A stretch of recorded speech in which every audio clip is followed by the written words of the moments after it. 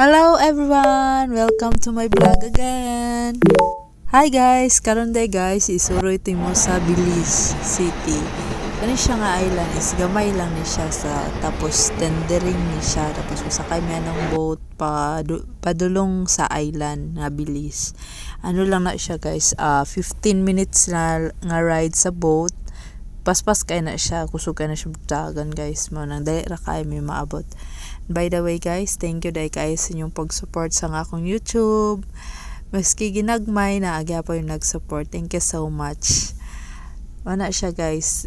Fast forward lang nako. Wala siya. Nakagamay ilahang island. Dako siya pero kanang flat lang siya nga island. Dili siya pero suban niya bungtod. Parang makita niyo siya tanan. Mas ganahan ko diri nga island guys is kay makapalit ka og something nga barato ra kung mahilig ka sa bags. Depende sa imong kuan, daghan kay sa buligya diri morning. Maski dugay kayo magpaabot ka kay tendering man siya pag ka makasakay. Mababa jud guys kay kanan panagsaraman mi diri like kani nga contract nako. Once lang, this contract lang good for 8 months.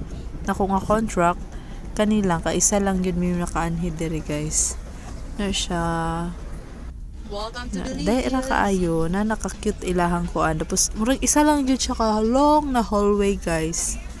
Makita na nimo tanan. Subayon lang among gibuhat diri gikan mi sa end to end among gibuhat. Ano yun? Nana na siya kadali. Balik na dayon mi mga pila lang mi ka hours ito mga almost 2 hours lang mi. Tapos init kayo guys. Akong sunblock murag wa na epekto sa kainit ay. Walang to. Salamat guys sa pagtanaw. Sa iyo sa next vlog. Bye bye. Apring mo.